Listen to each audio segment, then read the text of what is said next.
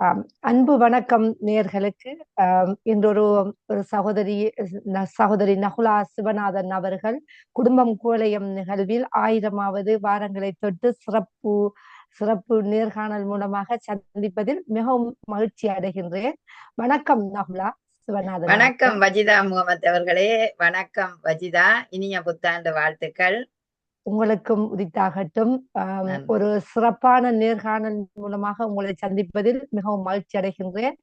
ஆம், 1000வது வாரம் என்பது ஒரு சாதாரண விடயம் அல்ல. 1000 வாரங்களை தொட்டு இந்த பணியில் நீங்கள் குடும்பம் குவலயம் என்ற நிகழ்வின் மூலமாக பாமுகத்தின் ஊடாக பூர்த்தி செய்திருக்கின்றீர்கள். உம், இந்த குடும்பம் குவலயம் நிகழ்வை ஆரம்பிப்பதற்கு அஹ், உங்களை பற்றி ஒரு சிறிய அறிமுகத்தை தந்து தொடங்குங்களேன். நல்லது வஜிதா, மிக மகிழ்ச்சியாக இருக்கிறது. நகுலா சிவநாதன், ஜெர்மனியில் இருக்கின்றேன். அதாவது புலம்பெயர்ந்து 35 வருடங்கள் இந்த ஜெர்மனியில் இருக்கின்றேன்.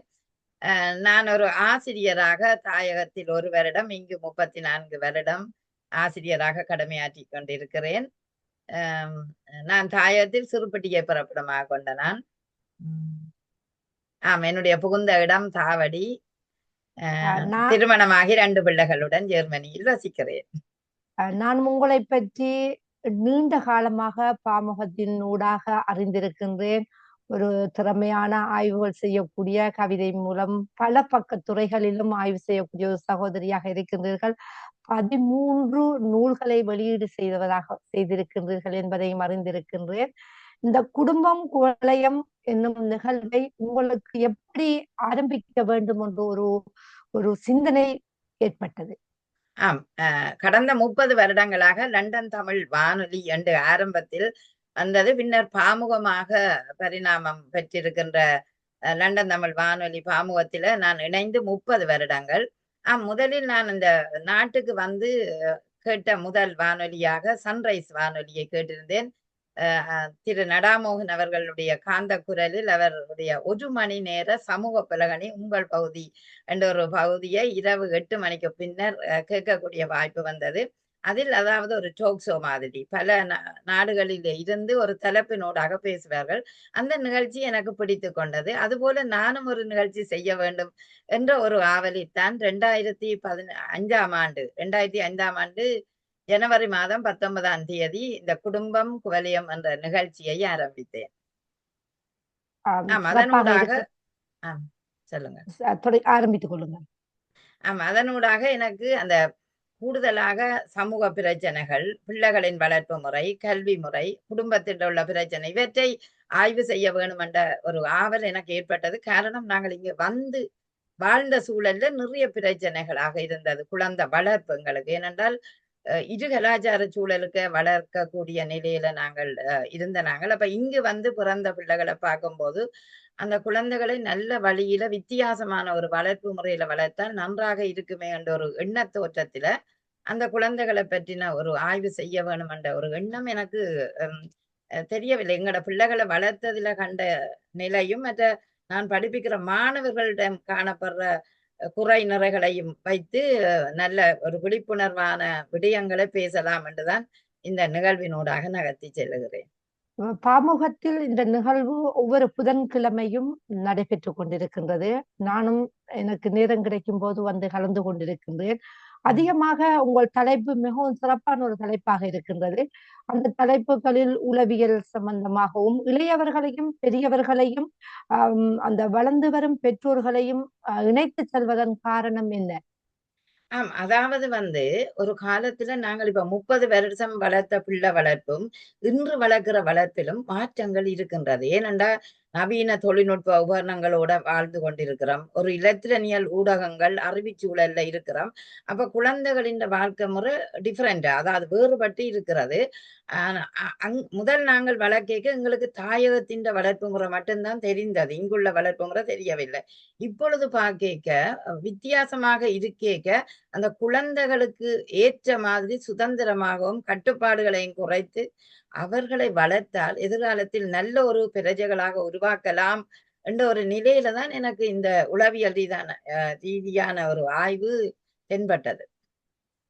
நன்றி. அந்த சிறப்பு விருந்தினர்களாக இந்த புத்திசாலிகளையும், கல்விமான்களையும், இளையவர்களையும், வளர்ந்து வரும் சிறுவர்களை கூட நீங்க கொண்டு வந்து இணைத்திருக்கின்றீர்கள். அவர்களிடமிருந்து பெற்றுக்கொண்ட அனுபவங்கள் உங்களுக்கு எப்படி இருக்கின்றது?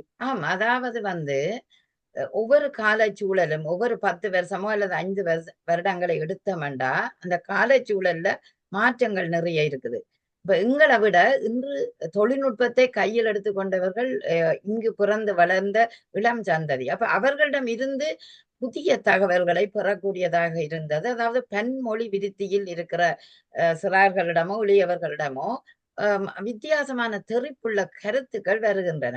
அப்ப அவற்றை சீர்தூக்கி பார்க்கும்போது, நாங்கள் அறியாத பல விடயங்களையும் அறியக்கூடிய வாய்ப்பு இருக்கிறது. அப்ப நாங்கள் தமிழ் மொழி மூலம் எங்கட கருத்துக்களையும், அவர்களின் பிறமொழி கருத்துக்களையும் நாங்கள் கொண்டு சமாந்தரமாக செல்லேக்க, அந்த குழந்தைக்கும் அறிவு வருகிறது. எங்களுக்கும் ஒரு புதிய திருப்பம் வருகிறது.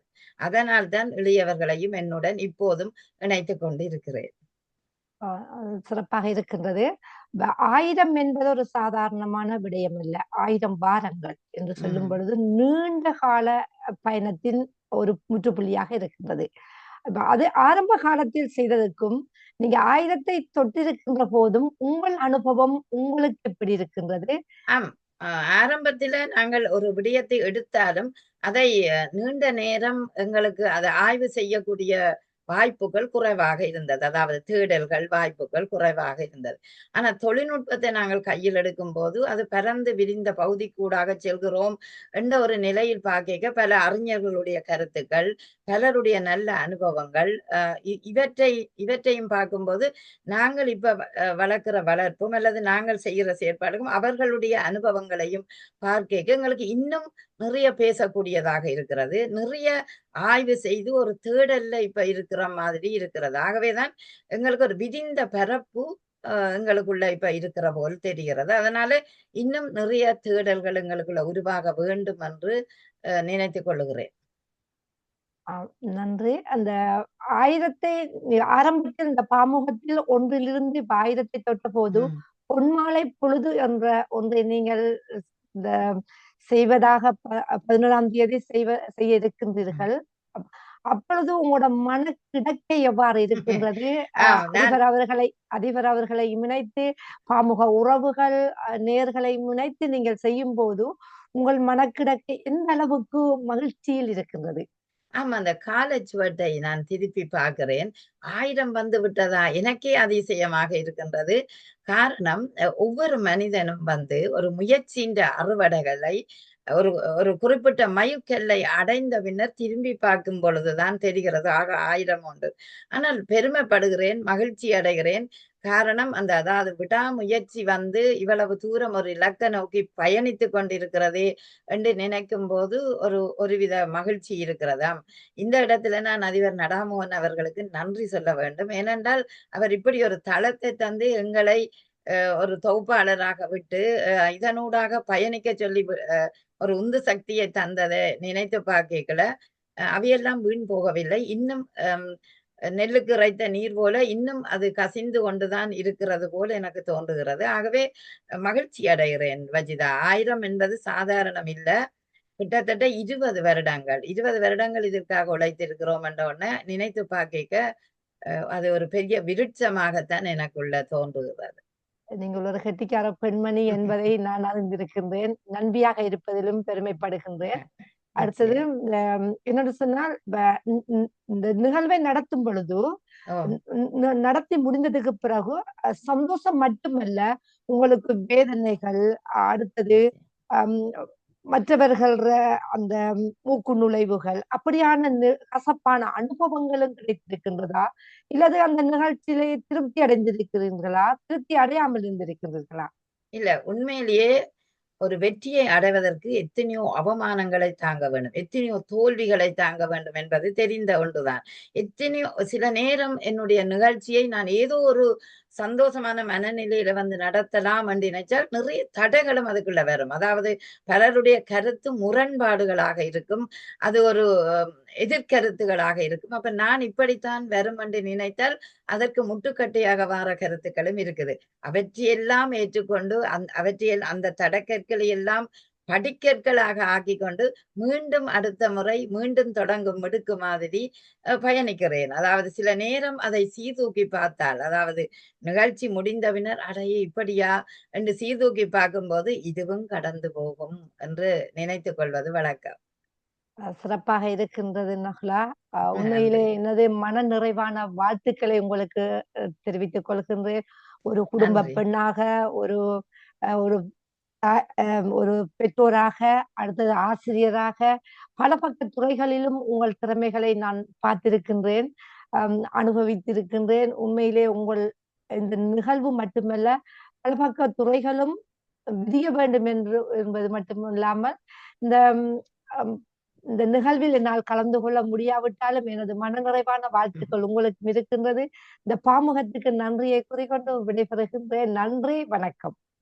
வஜிதா முகமதுக்கு நான் உண்மையிலேயே ஏனென்றால், நாங்கள் இணைந்த காலத்தில் இந்த லண்டன் தமிழ் வானொலி ஊடாக இணைந்த ஒரு உறவாக வஜிதா இருக்கின்றார். அதை விட உண்மையிலேயே எனக்கு ஒரு அ சந்தோஷமான ஒரு நெருங்கிய தோழியாகவும் நீங்கள் இருக்கிறீர்கள். எனக்கு கவலை தான். அது 11ஆம் தேதி நிகழ்வுக்கு வஜிதா இல்லையே என்ற கவலை தான். ஆனாலும் நான் எதிர்பார்க்கையில இப்படி ஒரு நேர்காணலை உடனடியாக செய்வீர்கள் என்று.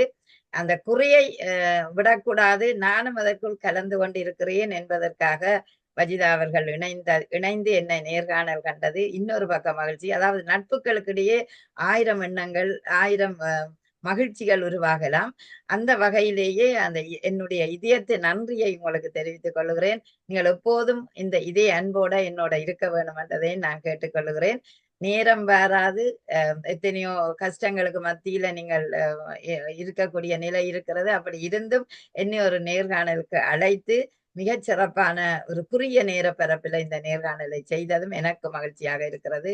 மிக்க நன்றி வஜிதா. இந்த நேரத்தில் நான் அதிபர் நடாமோகனுக்கும், வாணிமோகனுக்கும், வஜிதா முகமதுக்கு நன்றிதனை தெரிவித்துக் கொள்ளுகிறேன். நன்றி, வணக்கம். நன்றி, வணக்கம்.